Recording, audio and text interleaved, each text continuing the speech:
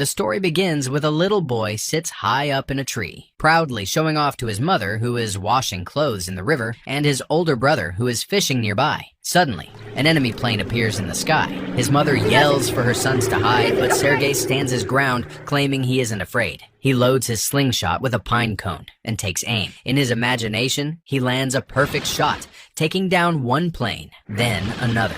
Overwhelmed with excitement, he calls out to his mother and brother, but they aren't there anymore. The scene fades. It was just a dream. The harsh reality crashes back as a neighbor shakes him awake, urging him to run. His family has been killed, accused of helping the partisans. If the enemy finds him, he'll suffer the same fate. Before they can escape, soldiers with rifles appear. The woman has no time. She shoves little Sergei out the window, sacrificing herself as gunfire tears through the house. Sergei runs, the sound of gunshots and burning homes fading behind him as he stumbles into the forest. A 6-year-old, lost, terrified, and alone. He refuses to believe his mother is gone. He keeps calling for her, but only silence answers. By morning, thirst drives him to a riverbank, but enemy soldiers arrive, forcing him to hide. Pressed against the roots of a tree, he barely breathes. Then, something moves. A snake slithers just inches from his face. His heart pounds. If he screams, he's dead. He clenches his fists, holding his breath until the danger passes. He survives, but hunger gnaws at him.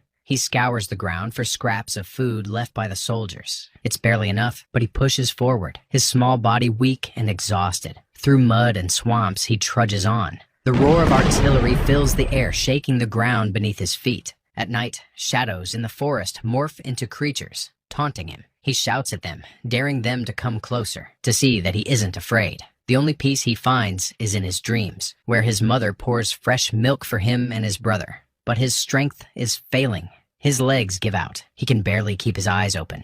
In a daze, he sees a small hedgehog scurrying nearby and whispers, asking it to find help.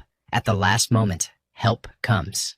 A group of Soviet soldiers stumbles upon him. They were on a mission but can't ignore the sight of a half-frozen, starving child. Their decision to take him back to camp angers their commander, but they refuse to leave him behind. In the warmth of a tent, Sergei barely registers what's happening. A man with a wounded arm kneels beside him, introducing himself as Kuznetsov Nikolai Sergeyevich. The boy's lips tremble as he answers his questions. It doesn't take long for everyone to realize Sergei has nowhere to go. He is now an orphan. A cook brings him a steaming bowl of food, and the soldiers gather around trying to comfort him, surrounding him with warmth and care. The next day, as the sun rises over the camp, the men sit outside, chatting and joking. The soldier who found him, Andrei, practices German while the unit's tailor, Yakov Moisevich,